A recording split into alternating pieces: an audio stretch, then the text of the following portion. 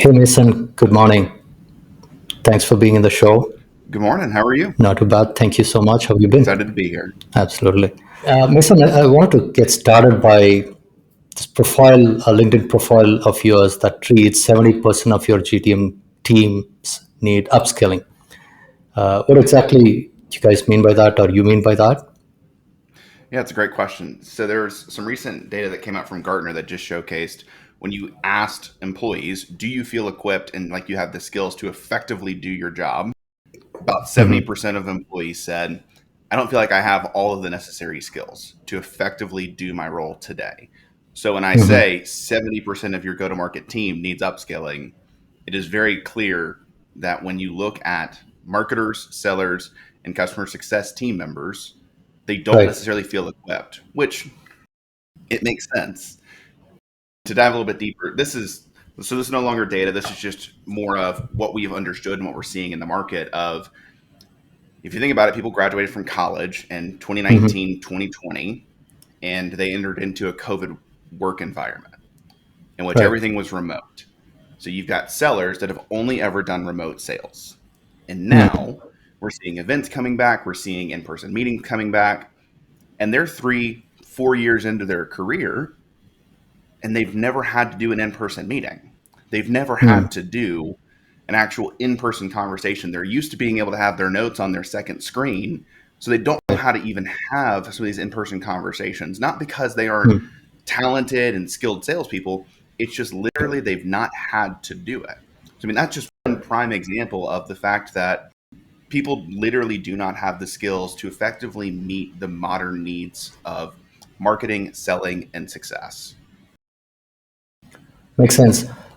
Do you think it's for the new entrants into the GTM space, or even the old timers? Because we had the shift, right? So people were used to doing physical selling, maybe field marketing. Then for a period of 2.5 years or so, so they went back to digital selling and marketing. Right now, it's opening up and then coming back. So is it also just not the fresh folks that are coming into the industry, but also the traditional or the experienced people? Yeah, I mean, I would say it's generally across the board. Now, I gave the example of in person because that's something that we're actually at Correct. Sales Assembly. We serve a lot of CROs, and that's kind of the main thing that they're talking about with their sales reps.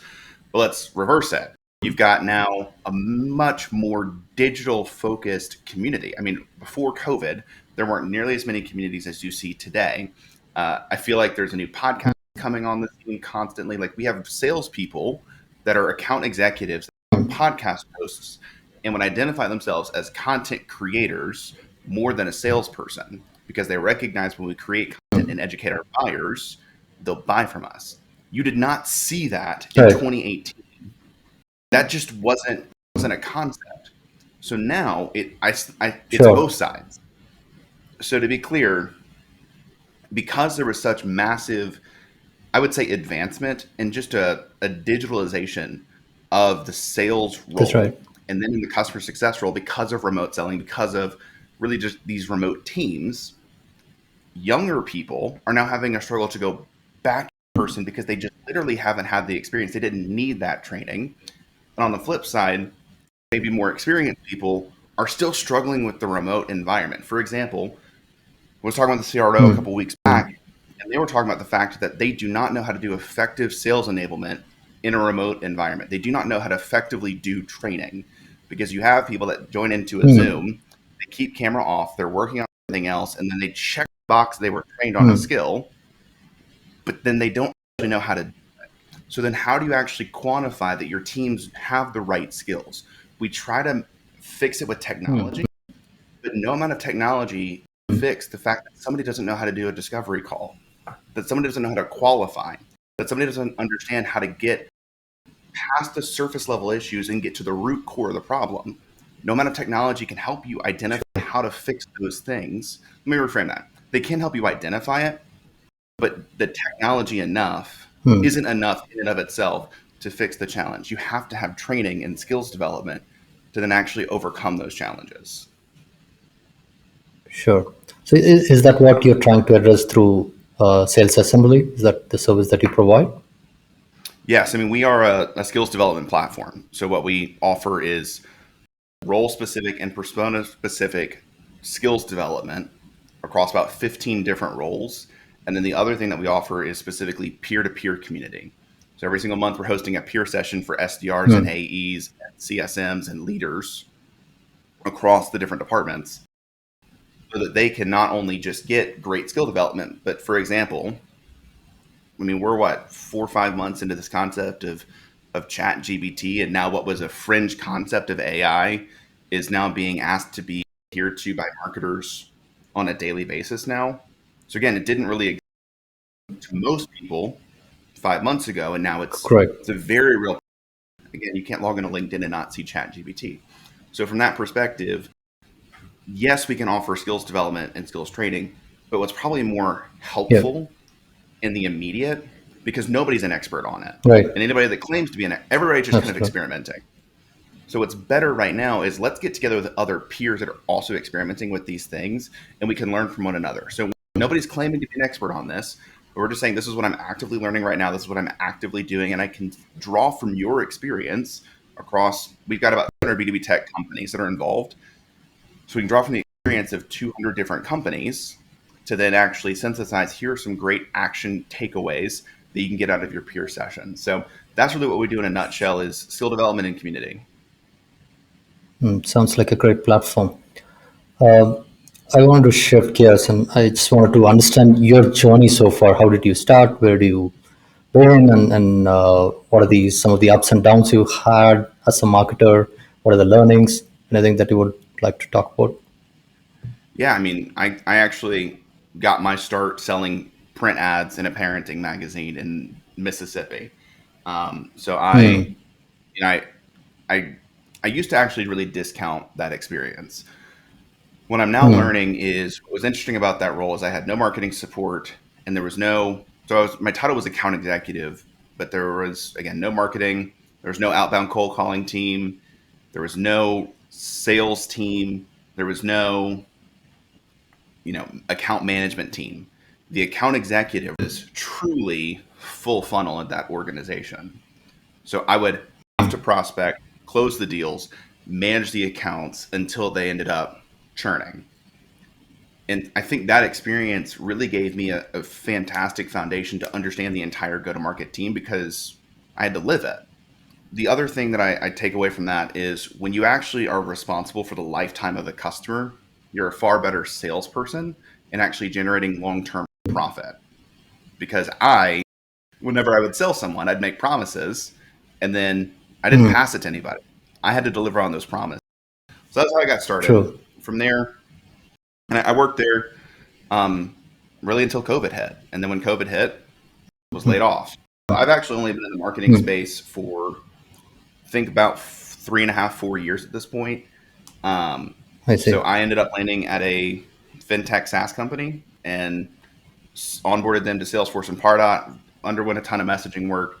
And I was their first marketing hire. Did a lot there that truly never saw the light of day because I was just very bad at getting executive buy-in.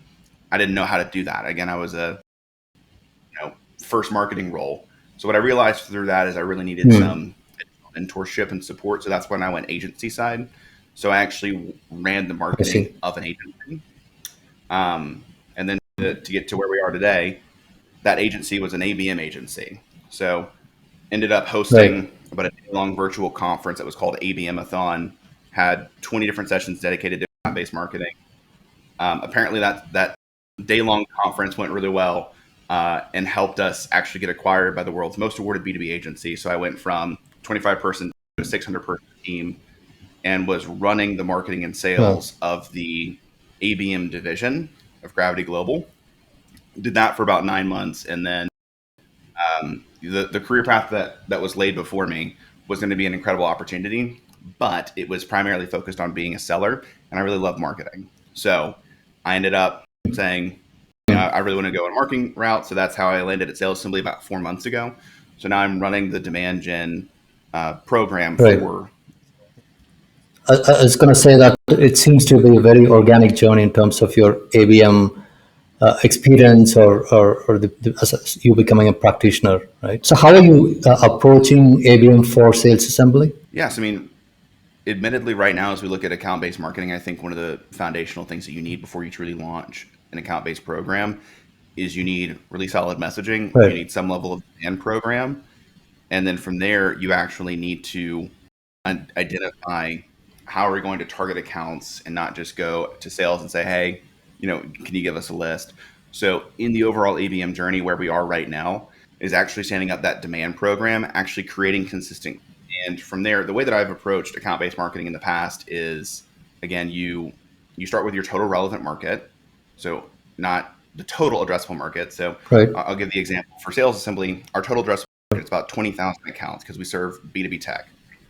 We got that more specific into specifically about 3,000 accounts. Our total relevant market is those 3,000 accounts. And then what we're doing from there is as I'm standing up our program around content and specifically thought leadership, the next stage would be after we've gotten Mm-hmm. that into a consistent cadence, the approach is going to be very specific targeted plays with our sales team that are specific to potentially industry verticals. So when we look at B2B tech right now, there's not a ton Mm-hmm. of funding that's happening.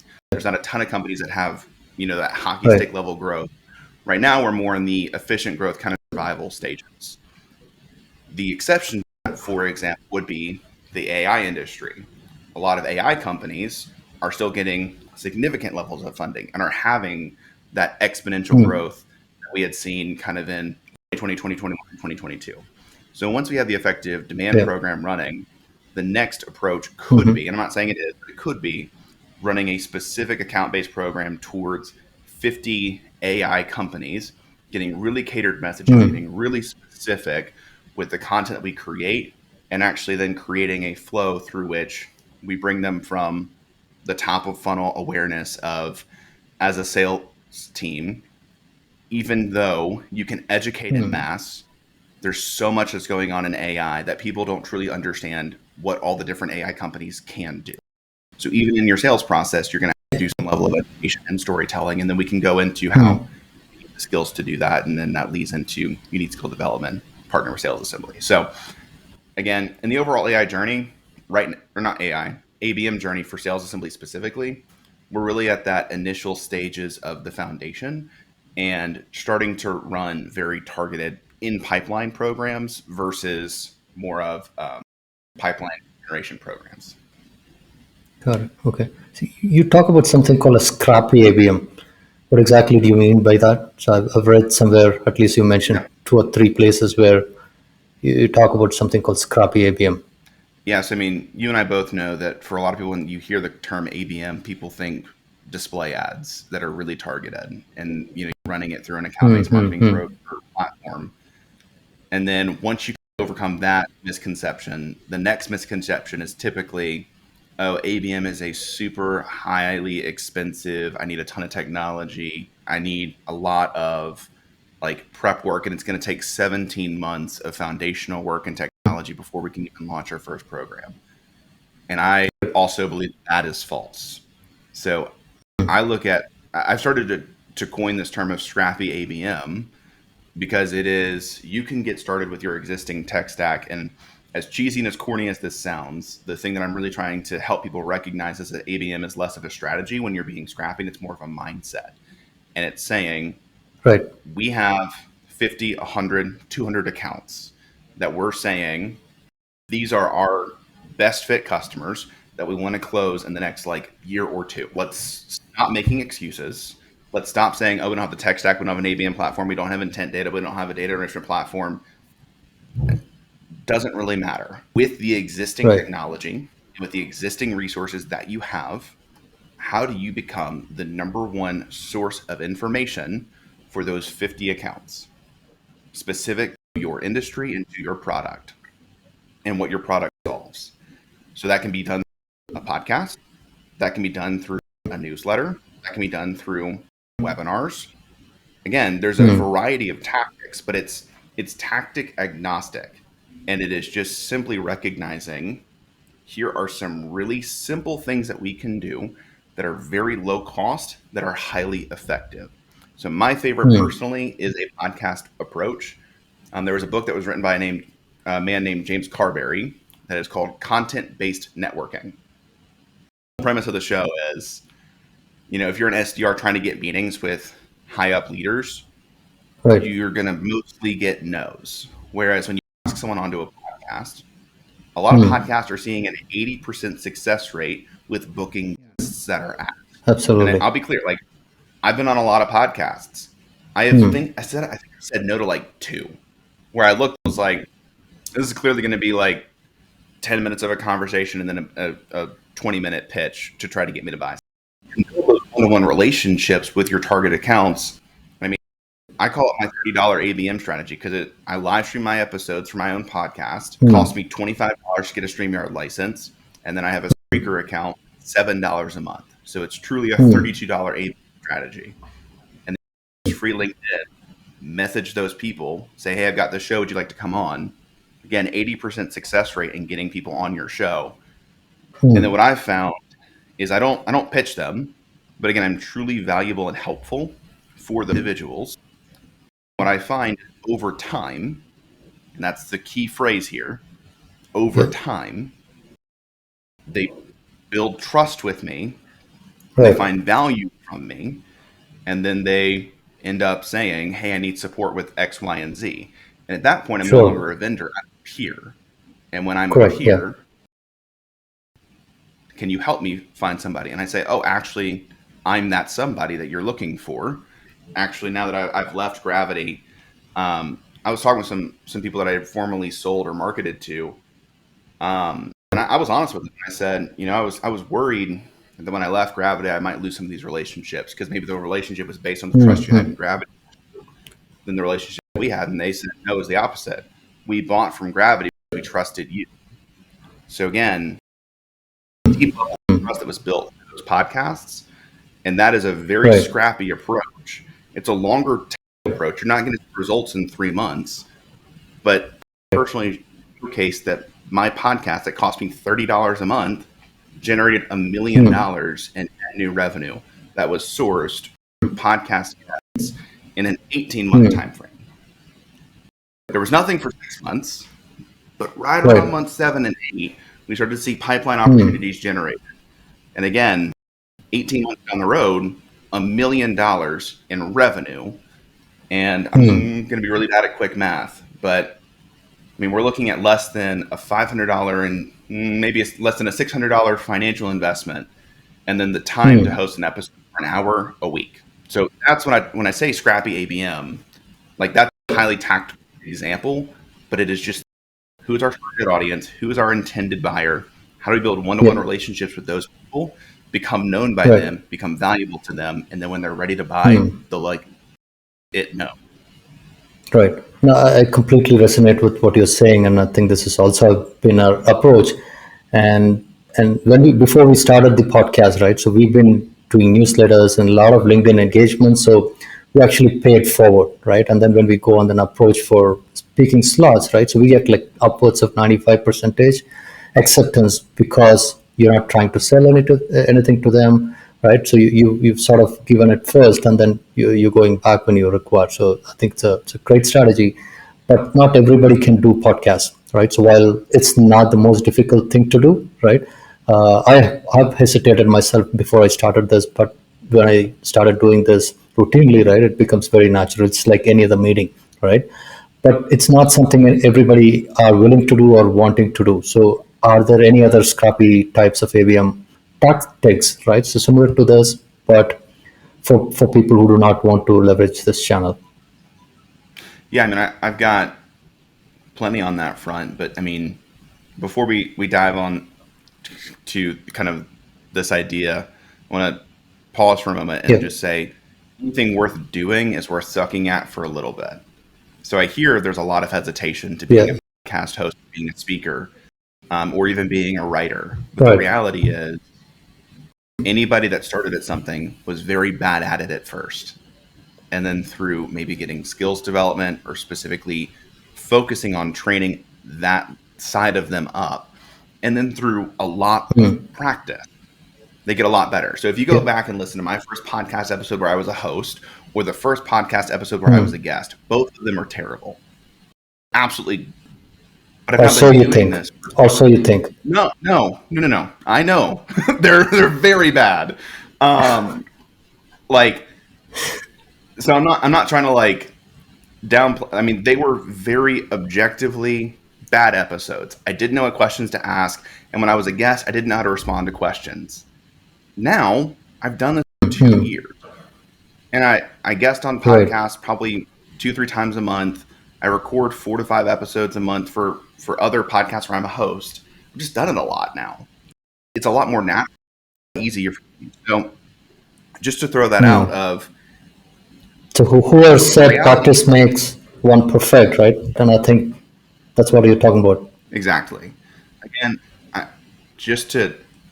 then I'll be quiet about podcasts, but I mean, the reality is you have the potential of an 80% success rate of getting on a conversation with your best fit potential customers. The first few might be clunky, but they'll get better and you'll build one-to-one relationships with the people that you're trying to get in contact with. So I'm really bullish on podcasts specifically because I think it's an incredible foundation for a Scrappy program. Let's just stick to podcasts. I have one more follow-up question. So let's say you get one of your best fit accounts, right? Somebody, a decision maker from there. What are you trying to do? Are you trying to extract the problems? Or I know you're trying to build relationships, but in general, right? So what's the approach that you're taking? Yeah, I mean, I think there's really 2 approaches. So I'll share the one that I've done most frequently. And the podcast that I've been running for about a year and a half or 2 years now is on marketing careers. What I do is I interview people that are actively hiring, and then I try to place talent in our organization. We do not talk about marketing. We talk about the ways in which they've grown their career.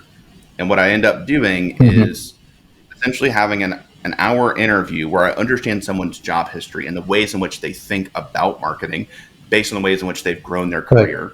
And then the peripheral benefit is I pull someone out of my network and place them in their organizations.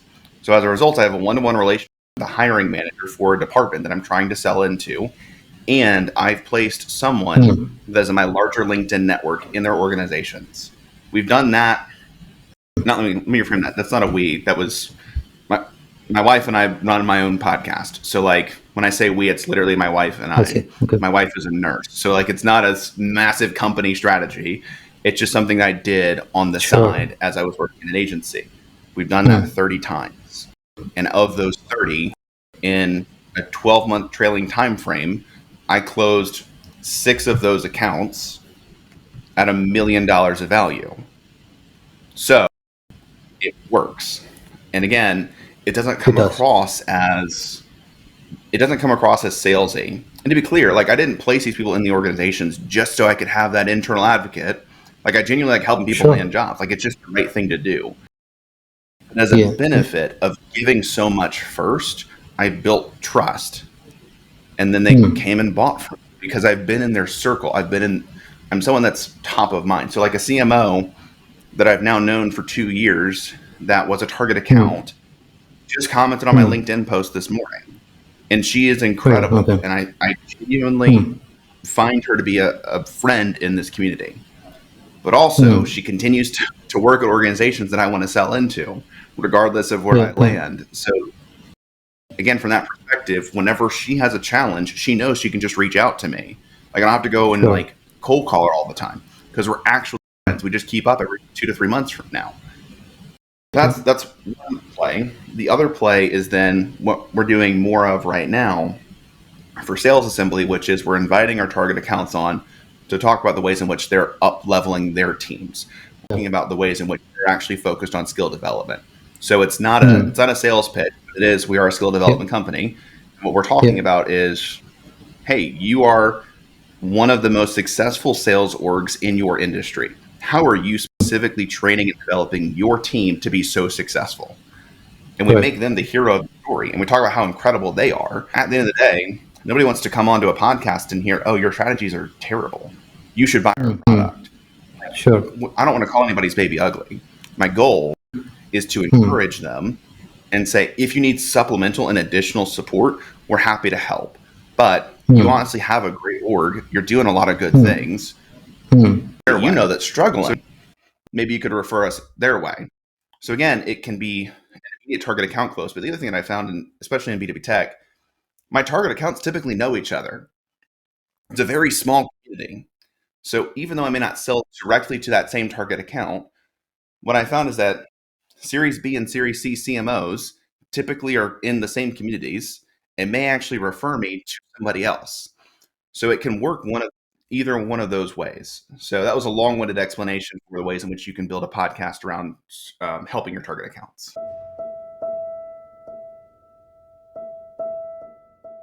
Yeah. So if you go on LinkedIn, and again, this is admittedly a very LinkedIn focused strategy because I primarily serve an audience that is very active on LinkedIn. You can take these principles and apply them elsewhere. But I'm gonna, for the purpose of getting very specific, we're gonna focus on LinkedIn. You get about 100 connection requests on a weekly basis.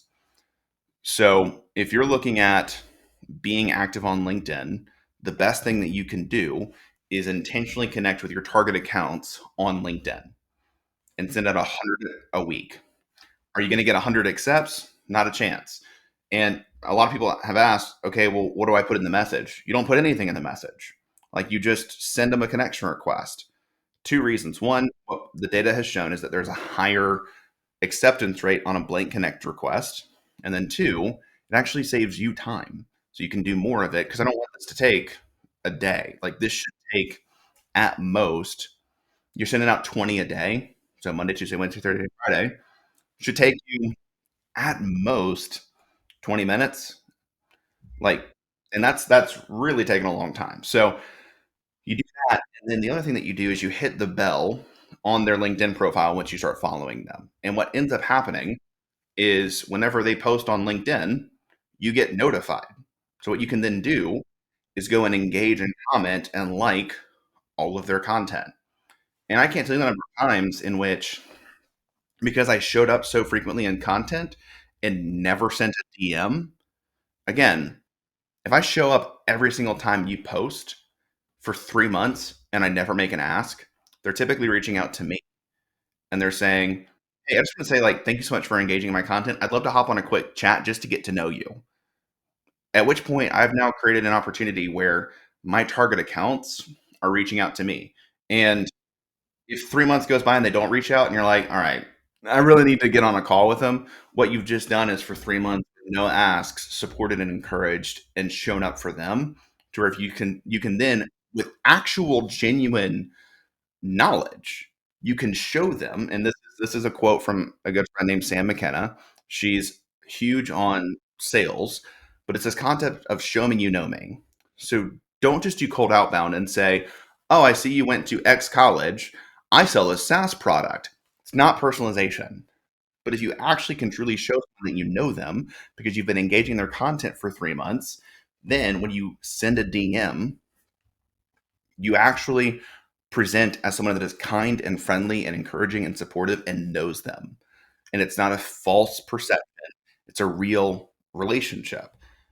Now, the question and the pushback I always get is, man, 3 months is a long time. Like, that's a whole quarter. The pushback I then give is, yeah, but you're not hitting your numbers this quarter. So what are you going to do differently that'll make you hit your core numbers next quarter? And if you only focus on hitting short term results, you will not get the compounding effect that you get from actually focusing long term. So, yes, I know short term is a difficult challenge. So, from an ABM perspective, here's a short term play that then gives you more of the runway to do some of these more long term things. And the best short term plays are always looking at your closed loss pipeline or the deals that just completely ghosted. Or when I was an account executive, the only thing that we actually did was prospecting within our existing CRM because what we could see within our existing CRM is there's a much higher likelihood that they are at least brand aware. So I look at sales, we have 200 customers, and probably within those 200 customers, I would say there's 7,000 contacts that are associated with our skill development content. We have roughly 38,000 contacts within our CRM. So if I just prospected within our CRM database, as opposed to going out, there's a much higher likelihood that somebody in our CRM is brand aware because somehow they got in there. Now, granted, if you got dirty data and you've got somebody that was really, trigger happy and just bought a ton of lists, like that's going to be a challenge. But again, I'm talking likelihoods. So if they're in our CRM, they're much more likely. So those would be the two places I would look for short-term results while you also build out more of a long-term approach to intentional connections and content and engaging with your target accounts content.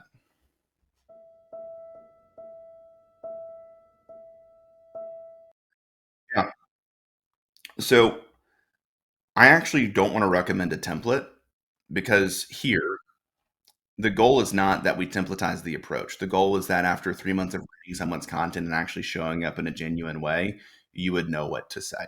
I know that sounds like a cop out answer, but none of the DMs have looked the same. Like all of the DMs are very specific and tailored to that individual because, again, through the comments sections, we've been having conversations. So I'll give you an example. I just sent a DM literally last night, and what the DM looked like was something very specific that they've been posting about for 3 months. And I said, by the way, I can't believe this is the first time we're messaging. I feel like we're already friends because we've been engaging in the comments for 3 months. So now the DM has nothing to do with skill development. It's not even on the radar right now. But I'm talking about something that is a genuine thing that they are interested in because I'm building a relationship. So there's that. The other idea, if you wanted something, the other thing that we're doing is, again, the flip side is once you've connected with your target accounts and you're actually engaging with their content, there's a much higher likelihood that they will then also engage with your content. So one of the things that we've been doing for Sales Assembly is a more templatized approach around specifically doing outbound towards people that engage in our content. So that looks like something to the extent of, hey, thanks for love on my most recent post about X, Y, and Z. You can probably tell that we're on a mission to help go to market companies do blank, and that blank is related back to the post. We actually set up this ungated product demo and tour that gives a taste of what the Sales Assembly membership could look like. Clearly, you're on top of this, but if you know anybody that's struggling with skill development for their go to market team, would you be open to sending them this their way? We send that message. 3 days later, we send another message that says, by the way, that post that I made was actually inspired by this other piece of content. If you want to dive deeper in that topic, here's a deeper dive. And we link to that content. And then the third message, and this is the last message, is, hey, if you are like, just wanted to see what you thought about this tour page, specifically our live session samples. Like, were there any takeaways that you got? Were you able to send this on to anybody? And if they don't reply to that, totally fine. But we've sent 3 messages over the span of about a week and a half where it is specifically tying back to a very specific post, giving them additional content related to that topic that they engaged on, and then asking if they even looked at the page.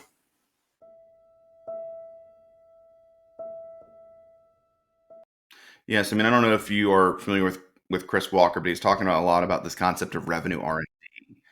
And in the first episode around this concept of revenue R&D, or maybe it was this, I don't remember exactly what episode it was, but he talked about this concept of if your revenue programs are viewed like a product and you've got 5 stages, and stage 1 is, did we get 10 inbound demo requests from an ICP fit person?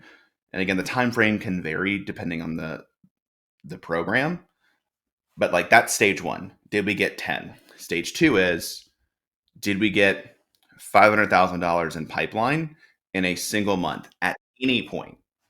Stage 3 is then, did we get 3 consecutive months of $500,000 in pipeline? Yes or no?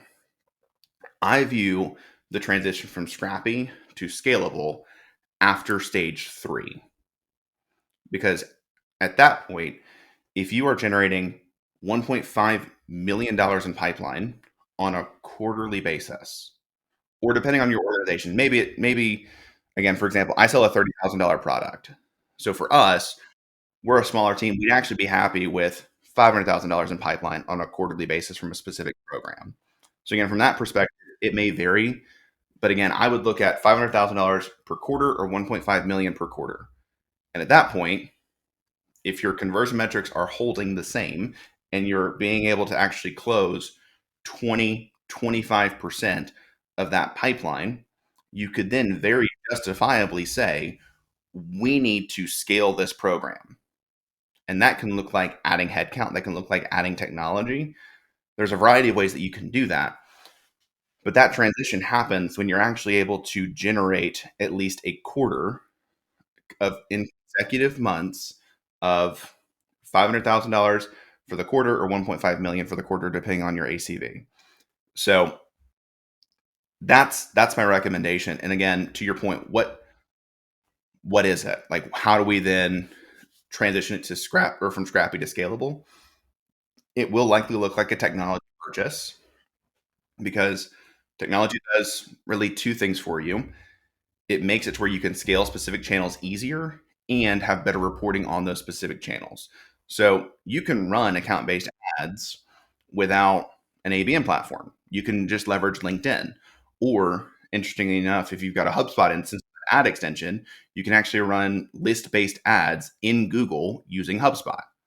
So again, you could actually do account-based advertising in HubSpot using a list. So again, there are ways in which, depending on your existing tech stack, you can do some very specific account-based tactics. So again, I would then, it's difficult to give an exact, like, how do you do it? But it is likely going to be either technology to fill in gaps from a channel perspective or a reporting perspective, or it's going to be headcount so you can actually do more.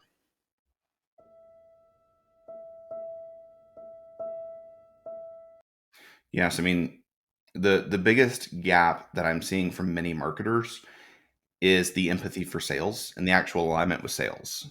So, if I go to a salesperson and I say, "Hey, we're going to run an ABM program. I'm going to take your best fit potential customers and I'm going to market towards them." When I was at Gravity, we were working with some of the world's largest brands. GE Aviation, for example, or Embraer Air. Again, they sell jets, so their sales team, their ACV is literally hundreds of millions of dollars. So if I, as a marketer, go to their sales team and I say, "Hey, I'm going to market towards your accounts," selling a jet engine for GE Aviation is sometimes a literal 10-year sales cycle where the single rep is working on getting through procurement and building one-to-one relationships. So again, as a marketer, if I'm going to that person saying, "I'm going to market towards your contact so I can accelerate the pipeline and educate them," what I'm doing to a salesperson that has not worked with a marketer in the past is I'm saying, "I'm going to play with your paycheck. I'm going to play with, I've been working for 8 years." That's terrifying. So you need to have an empathy for sales. So like that's not like a hard tangible skill. It's honestly, again, most marketers have the tactical skills to execute ABM. Where ABM falls down is the organizational alignment internally and the empathy for the other departments, because ABM is a very cross-functional approach to actually doing marketing. The other piece that is a little bit more tactical would be specifically around reporting. So because we're no longer measuring marketing typically on a clear handoff of, you generate an MQL or you generate a meeting and then marketing washes their hands of it and we're done. Marketing does, in an ABM approach, actually look at it through full funnel. So we're trying to actually get to a close. And then if your good friend Leslie Barrett just released literally yesterday the comprehensive guide to account-based customer marketing. And I had a solid 5-page spread in it. So in that case, you're actually not just looking at pre-sale, but it's entirely post-sale focused. So again, then you need to have very good and accurate reporting to actually understand what is the impact that marketing is having so that you can then actually justify the expansion of a program or you can justify the existence of a program. Because what I just shared is when you move from scrappy to scalable, you need to have clear sourced pipeline. And if you can attribute it to your program, then you're not going to be able to make the business case that this is working. We need to expand it. We need to double down here. So those would be the two kind of big areas of, again, organizational alignment, executive presence, empathy for sales, or empathies for cross-functional develop or cross-functional partnership. And then the tactical side would be the ability to do effective and accurate reporting. To touch upon the sales empathy part that you talked about, can you expand on that? Right. So taking the GE example, right? How could you engage with the salesperson without say, affecting his ego, and also making sure that you're willing to genuinely willing to work with them? So what are some tactics or approaches that you would take? Yes, I mean, when we talk about rolling out an account-based marketing program, I don't typically recommend rolling it out to an entire sales team. So I'd actually start with more of an effort. And when you start with more of a grassroots effort, you then can actually go to a specific seller that is more open Okay. to the idea. So I typically look at one of two places. Standardly, as a generalization, you're going to want to look at the top performers that have already hit quota or are really Okay. crushing it right now and are like, shoot, you're telling me that I can do even more? Sure, why not? Okay. Because at that point, they're not as concerned because they've already hit most of their goals. The other area to look would be at your lowest performers, the ones that are on a PIP, the ones that are really struggling to actually hit their goals because they're like, shoot, you're saying that you're going to come and help me? Sure, I'll take any help I can get. It's typically the middle of the range people. And again, there are exceptions, but as a Yeah. generalization, middle of the range people, they're doing well enough that they don't want you to touch their stuff because they're afraid that you might screw them up. And they're like just potentially on track to hit their goals. And then want to kind of like hold on to it to make sure that they have every control to hit their goals. So Okay. from that perspective, like again, having empathy to say, hey, look, I know that I'm asking you to take a bet with me to see if we can build a program that actually makes you even more money. But again, this is new for the business. What we've seen from external sources is that this works, but this is new for us. So Right. can you take the risk with me? Can you take the bet with me? And again, it's a generalization. I'm sure that there are middle of the range reps that are very humble that would be open to it if you've got relationships. And like, I know that's kind of a potentially a cliche thing to say of like, go to your friends. But the reality is here, we're trying to find the path of least resistance. So if you have a great Yeah. relationship with a sales rep, then they're more likely to opt in with you. So that's a recommendation on that front. And then how do you eventually scale that out? I recommend, you know, you build an internal case study and you say X rep was on a PIP and then they partner with us on an account program. We actually supported the development of relationships with their accounts and now they are President's Club. Like that would be the ideal state of you go from PIP to top seller. But you know, even in other cases of they were on a PIP or they were a lower performer and now they're a B player. Like they're doing X, Okay. Y, and Z. They saw this level of growth. I think every sales team would love to see their C players become B players and their B players become A players. So at that point, So what you've done through this grassroots effort is actually okay. showcased specific improvement in sales and actual revenue. And then that speaks to the sales leader. And the sales leader then becomes your greatest advocate and is like, look, we're doing an account-based program with marketing. We're going to make this happen. It's going to be awesome. And at that point, it then becomes something, and I don't like to use the word mandated because you want people to be excited about it, but it's no Yeah. longer like a, hey, could you help me with this? It's like, this works for our organization. We need to do this across the team. Let's go. Because one final piece on that, of the top five Yeah. challenges that people experience with an account-based program, one of the top five challenges is getting buy-in from sales. Another one of the challenges, though, is meeting the demands of sales. So I always find that funny because, again, when you start, you can't get sales bought in. Once you get going and you actually prove success, you can't keep up with how much sales wants your help. So again, it's yes, there's probably a ton of other strategies that you could run to develop a deeper sense of empathy. But I just think if you get started with somebody that's open to trying it, you don't make this whole like big company initiative around it. You just kind of say like, hey, we're going to do some of these things on the side and like we're going to help you. Eventually, Okay. you can then prove out that case study and get adoption across the org. Great advice. Great advice. Yeah. just a couple of questions, right? On the measurement, right? So how do you know your ABM programs are working, right? Is it like where is it trending? What are the metrics that you would look for? Uh, Things like that. Can you Yeah. stand on that? In a Scrappy approach, I look at really two or three things. One, and people hate this answer. I try not to live here too long, but I mean, it is truly target account engagement. So again, I look at the fact that I made a post this morning and a CMO at a target account commented on that post saying something that was very positive about me and Sales Assembly. They're not a customer. They're not in an active conversation. That comment knows that we showcases that CMO knows we exist and that they have a positive sentiment about us. Again, I don't want to camp out in that answer forever. If you have 12 months of the main leading metric is content engagement, your executive team's going to not love that answer. But again, in an early stage, 2 months in, if you're starting to show some pipeline and a lot of positive sentiment, you're on the right track. The eventual place that you want to get to is specifically marketing sourced pipeline through these programs. So again, you can showcase specifically we're sourcing pipeline. It's attributed back to these specific things that we were doing. And as a result, we know this program is working. The final piece is then actual closed won revenue. That is, again, marketing sourced closed won revenue. So again, an account-based program doesn't end at the handoff to sales. It ends at the close. So from that perspective, like right now, I'll give you an example. Within the past, three-ish months, or actually from April 1st to today, we've sourced 16 marketing sourced opportunities.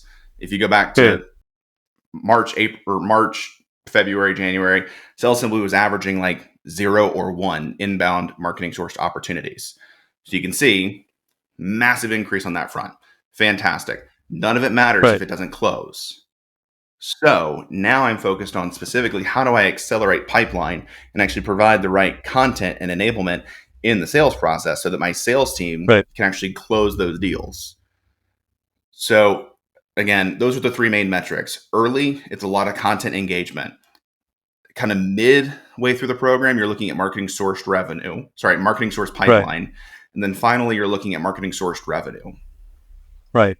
So the marketing sourced accounts are those ones which was not initially signed by the sales team. So you nurtured, you identified the ICP, right? And at some stage you qualify and then say it's something that's ready to do a one-to-one, one-to-few type of an ABM and then put that into the pipeline. Is that what the definition of? Yes. Okay. I mean, again, we're running a real Scrappy program over here. So when I talk about this, it is, again, we were engaging with them on LinkedIn. We were following them. We were showing up in their comments and really supporting and encouraging them. What that turned into is they started to show up to our content that was very specifically. So for example, we hosted a webinar that was on a topic that we knew that they would resonate with. From there, it's publicly accessible account-based marketing. So they don't feel like they're being targeted, but we're intentional in ways in which we're actually setting them up to join and engage in our content. And then eventually they start to actually show up in our executives' comments and our content, and then they come inbound. And again, we can look back at the total relevant market and the account list and see these were people we intentionally sought out over the course of 2 to 3 months. They engaged in our content, and then they opted in for a call. Marketing is working. That is how we measure that. Okay, fantastic. I have like ton of questions. I think we can keep going, but I wanted to be mindful of your time, and thank you so much for taking this time and talking to me. Like ton of practical advices, right? So tactical advices, right? It's not that like 30,000 feet level kind of advices. I think so. There are like a lot of this LinkedIn kind of tactics that you've shared. Right? Some of it I wasn't aware. So I'm going to discuss with my team, maybe even implement. So thank you so much for joining me on the show, Mason. We'll be in touch, and I'll take. We'll keep talking. Awesome. Well, thank you so much for having me. I've really enjoyed it.